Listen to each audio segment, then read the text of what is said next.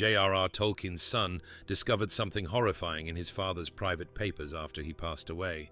Manuscripts covered in obsessive notes about genocide, family curses, and gods who destroy their own children. What Christopher found would explain why Tolkien spent 50 years writing the same book over and over, convinced he was losing his mind. The Silmarillion was Tolkien's white whale, his beautiful burden, his magnificent obsession. Unlike the commercially successful Hobbit or the epic triumph of The Lord of the Rings, this book refused to be tamed into a publishable form. Publishers rejected it as too difficult, too uncommercial, too strange for general readers. Critics would later describe it as unreadable, calling it a work of private mythology that only its creator could fully understand. Yet this same impossible book would eventually reveal itself as the foundation upon which all of Middle-earth was built, a cosmic creation myth that makes Sauron's war for the ring seem like a mere footnote in the grand sweep of history. In our age of creative paralysis, Tolkien's story feels painfully familiar. He's the Instagram artist who never posts because nothing feels good enough. The writer with 17 different drafts who can't finish chapter 1. The creator is so obsessed with perfection that they'd rather produce nothing than produce something flawed. Tolkien spent more time writing and rewriting the Silmarillion than he did on all his other works combined. He began crafting its earliest stories as a young man returning from the trenches of World War I, and he was still revising and expanding them on his final moments over half a century later. The manuscript grew into a labyrinth of interconnected tales, genealogies, languages, and mythologies so complex that Tolkien himself sometimes lost his way within it. He wrote to his publisher that he feared the work was becoming a monster that might devour his sanity.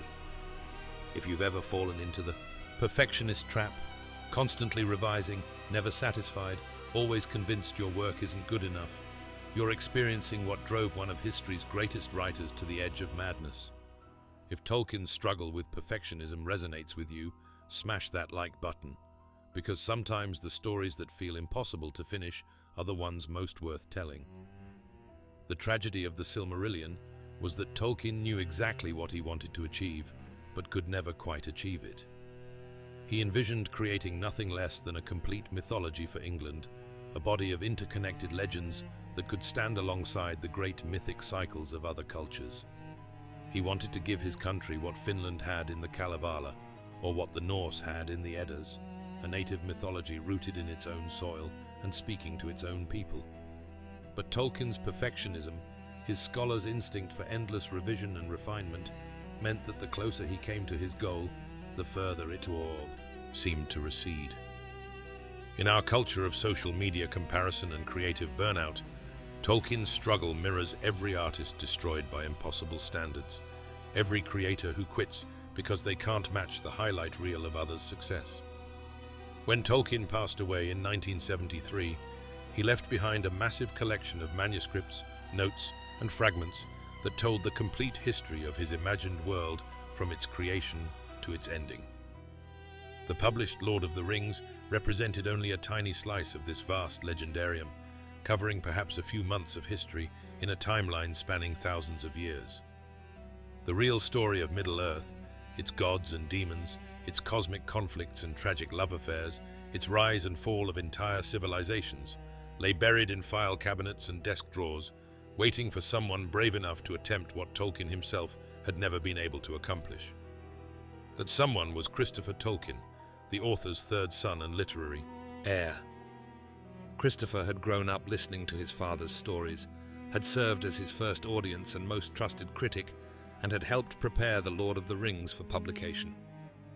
Now he faced the monumental task of organizing decades of his father's writings into something resembling a coherent narrative. The manuscripts existed in multiple versions, often contradicting each other, sometimes incomplete, frequently written in Tolkien's increasingly illegible handwriting. Christopher would spend the next 4 years of his life attempting to fulfill his father's dream of seeing the Silmarillion in print. But what he discovered in those manuscripts would reveal the true scope of his father's obsession and the terrible price of chasing perfection.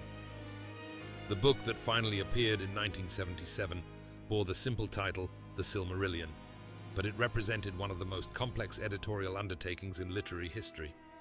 Christopher Tolkien had to choose between competing versions of the same stories, fill in gaps where his father had left narratives incomplete, and somehow weave together tales written decades apart into a unified whole. The result was both triumph and compromise, a book that captured the essential spirit of Tolkien's vision while inevitably falling short of the impossible perfection its creator had sought. Critics were divided. Some hailed the Silmarillion as a work of genius that revealed the true scope of Tolkien's imagination. Others dismissed it as unreadable, a collection of names and genealogies masquerading as narrative. The book lacked the cozy charm of The Hobbit or the heroic adventure of The Lord of the Rings. Instead, it offered something far stranger and more ambitious, a creation myth told with the gravity of religious scripture and the scope of cosmic opera. But the Silmarillion was never meant to be read like an ordinary novel. Long before Bilbo Baggins ever set foot outside his hobbit hole, Tolkien was already dreaming of elves sailing into the west, of the music that created the world, and of a light so pure that wars were fought over its memory. These were the stories that had consumed his imagination since his youth, the tales he told himself during the darkest hours of the Great War, the legends he refined and expanded throughout his academic career. The seeds of the Silmarillion were planted during Tolkien's time as a young officer on the Somme, where he witnessed the industrial horror of modern warfare and lost his closest friends to the mud and machine guns of the Western Front. In the trenches, he began writing a story called The Fall of Gondolin, a tale of a beautiful elven city destroyed by dark forces. The story served as both escape from and response to the carnage around him, a way of processing the loss of an entire generation and the shattering of pre-war certainties about progress and civilization. For today's creators, struggling with global uncertainty and constant anxiety, Tolkien's impulse to create meaning through storytelling offers a powerful example of how art can be both refuge and resistance. Unlike the classical myths that inspired it, Tolkien's mythology was shot through with melancholy and loss. His elves were not the cheerful folk of children's fairy tales, but ancient beings burdened with immortality and memory, who had witnessed the world's creation and would live to see its ending. His gods were fallible beings who made catastrophic mistakes, whose well-intentioned actions often led to unintended consequences. His heroes were tragic figures whose greatest triumphs contained the seeds of their ultimate defeat. This tragic sensibility reflected Tolkien's own experiences and those of his generation. The Silmarillion was written by someone who had seen civilization nearly destroy itself, who had watched as technology and ideology combined to produce unprecedented horror. Yet it was also written by someone who believed deeply in the power of story to preserve meaning and beauty in the face of entropy and despair. The very act of creating this elaborate mythology was itself an act of defiance against the forces of darkness and meaninglessness. For anyone struggling to find purpose in an increasingly chaotic world, Tolkien's determination to create beauty from trauma offers a powerful example. At the heart of Tolkien's creative process lay his obsession with creating something that felt real. Unlike most fantasy writers, who create stories first and worry about details later, Tolkien began with languages and built his mythology around them.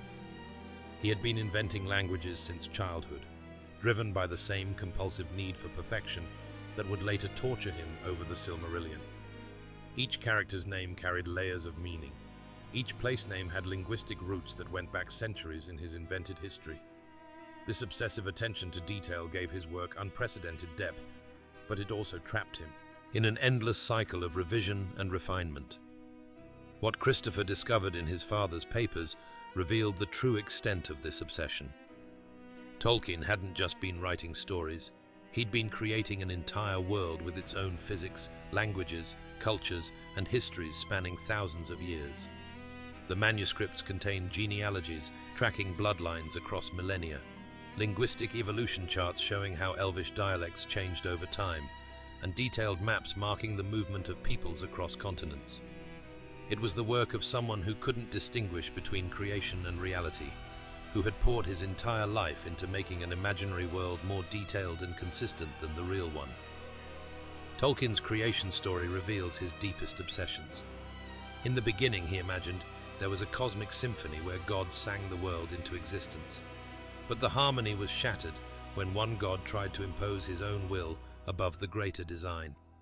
For Tolkien, who had watched an entire generation destroy itself through pride and nationalism, this wasn't just mythology. It was a way of understanding how good intentions could lead to catastrophic consequences. His gods made the same mistakes he'd seen humans make. They tried to help but didn't understand. They sought to protect but ended up dividing. They chained evil instead of destroying it and watched it escape to cause even greater harm. The gods in Tolkien's story become physical beings who try to guide the world, but their every intervention backfires. They invite the elves to paradise, creating a division between peoples that leads to thousands of years of conflict. They imprison the first Dark Lord instead of destroying him, allowing him to corrupt and manipulate from within. Their tragic flaw is the inability to understand that their own good intentions can cause harm. For Tolkien, this reflected his generation's hard-won wisdom, that the road to hell is paved with good intentions, that those who seek to improve the world often make it worse, that even gods can be wrong. Help us spread the word about these incredible literary discoveries by sharing this video with fellow book lovers who appreciate the hidden depths of great literature. At the center of Tolkien's mythology lie three gems containing the last pure light of creation, objects so beautiful they destroy everyone who tries to possess them. Like the perfect posts we scroll past on social media, or the impossible standards we set for ourselves, the Silmarils represent the fatal attraction of perfect beauty. They're not just magical objects, they're symbols of how even the most noble desires can lead to corruption and destruction when taken to extremes. The Silmarils were created by Fëanor, the greatest of all elven craftsmen, during peaceful years when paradise still seemed possible. Fëanor captures pure light within 3 jewels of his own making, creating objects of such beauty that even gods marvel at them. But Fëanor's pride in his creation becomes his downfall when the Dark Lord slays his father and steals the Silmarils. What happens next reveals the toxic psychology that drives much of human obsession. Rather than accepting loss or trusting that some greater good might come from tragedy, Fëanor allows his grief and anger to consume him entirely. He swears a terrible oath to reclaim the Silmarils at any cost, binding himself and his 7 sons to pursue the Dark Lord to the ends of the earth. This oath becomes a curse that will destroy Fëanor's family and bring ruin to everyone who becomes involved with the jewels. Fëanor is not corrupted by external temptation, but by his own refusal to accept loss and limitation. His love for his creation is genuine. His desire to reclaim what was stolen from him is understandable, yet his absolute commitment to this single goal blinds him to all other considerations.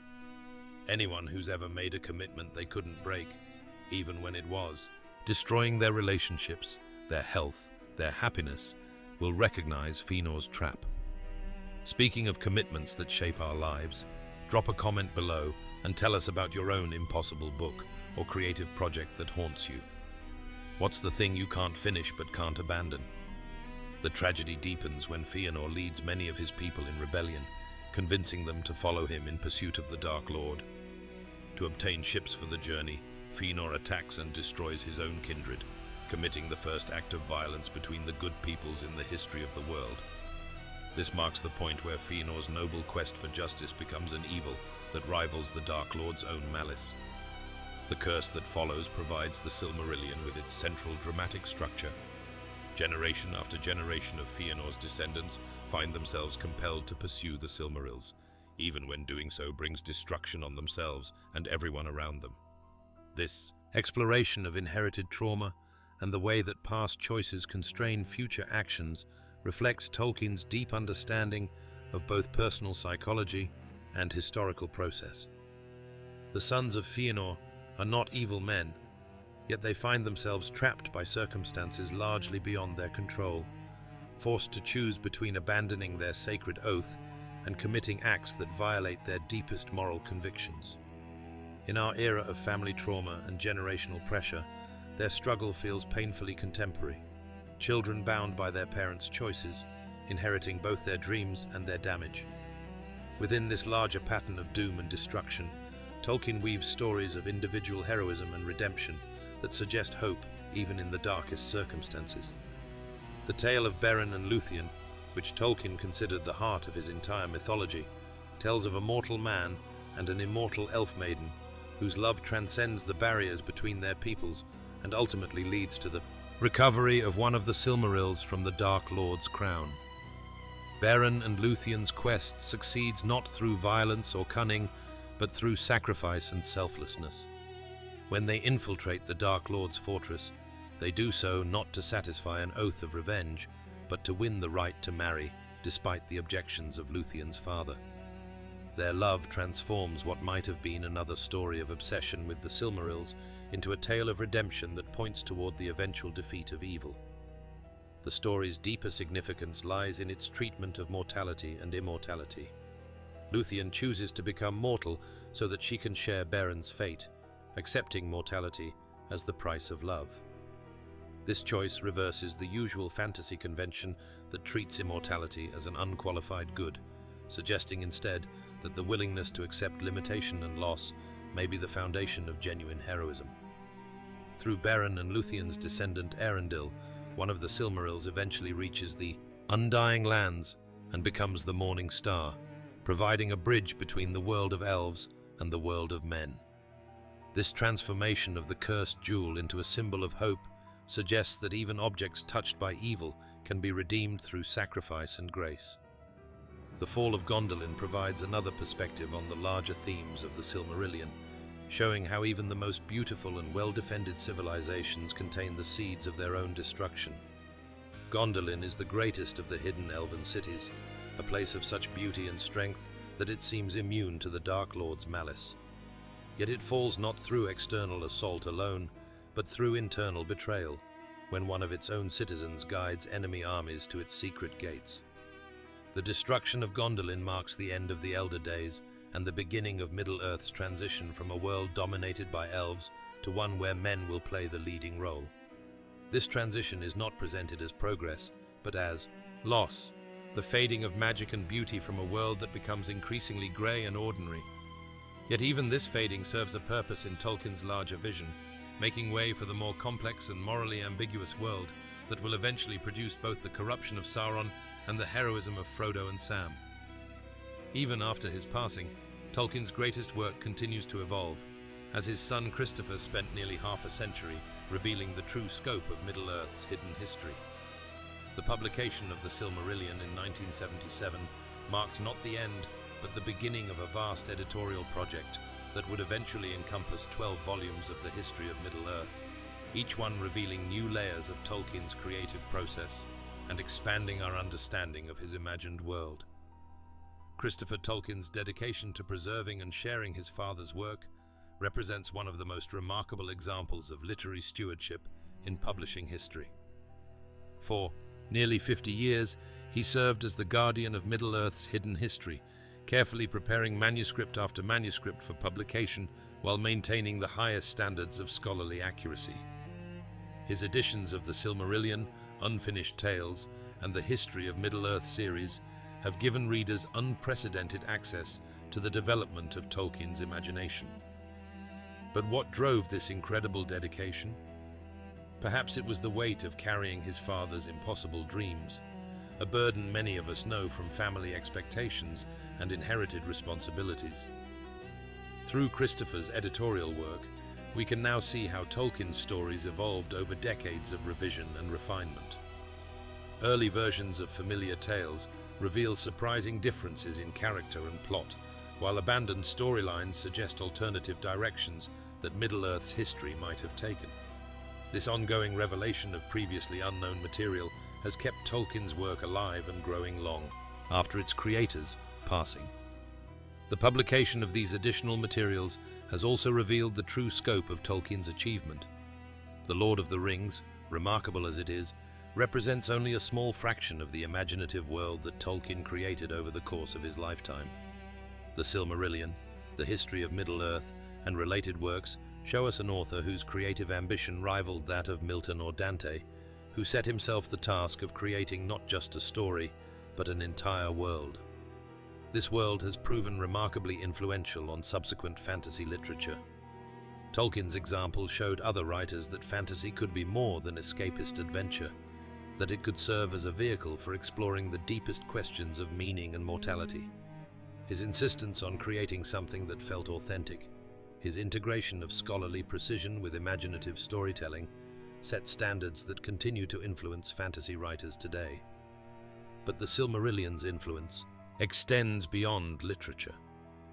Tolkien's exploration of the relationship between free will and providence, his meditation on the nature of evil and redemption, and his vision of a universe where tragedy and beauty are inextricably intertwined, have resonated with readers seeking alternatives to both naive optimism and cynical despair. Perhaps most importantly, the Silmarillion demonstrates the power of storytelling in an age that often seems to have lost touch with meaning itself. Tolkien's great work reminds us that human beings need more than just realistic fiction. They need stories that operate on the level of symbol and archetype, that connect individual experience to cosmic significance. The unfinished nature of the Silmarillion, which once seemed like a flaw, now appears as one of its greatest strengths. Like the mythologies of ancient peoples, Tolkien's legendarium resists definitive closure, continuing to generate new possibilities and interpretations. The fact that we possess multiple versions of the same stories, that contradictions and gaps remain, makes Middle-earth feel more like genuine history than like manufactured fiction. This open-endedness reflects Tolkien's deep understanding of how mythology actually works. Real myths are not fixed texts, but living traditions that grow and change with each retelling. By leaving his work unfinished, by creating a body of stories that could accommodate multiple interpretations and expansions, Tolkien ensured that his mythology would remain vital and meaningful for future generations. The Silmarillion ultimately stands as a testament to the power of imagination to create meaning in an apparently meaningless universe. Tolkien's great work shows us an author who refused to accept the modern world's diminished sense of possibility, who insisted on creating beauty and significance even in the face of global catastrophe and personal loss. His example reminds us that the act of creation itself, whether in literature, art, or daily life, represents a form of resistance against the forces of entropy and despair. Tolkien passed away thinking he'd failed. But maybe that's the point. Maybe the most powerful stories are the ones that refuse to be perfect, that stay alive precisely because they're unfinished. In a world that demands perfection, where every post must be flawless, every project must succeed, every dream must be realized exactly as planned, Tolkien's greatest lesson might be this: your failures could be your masterpiece. The question is, what impossible book are you carrying? So here's the thing about impossible books. They're only impossible until someone brave enough decides to read them anyway. If you've made it this far into Tolkien's beautifully unfinished world, you're clearly someone who appreciates the messy, magnificent art of creation. Hit that like button if you believe the best stories are worth the struggle, and subscribe because we're just getting started on exploring the impossible books that changed everything. After all, every great story begins with someone crazy enough to believe that unfinished doesn't mean worthless, and neither do you.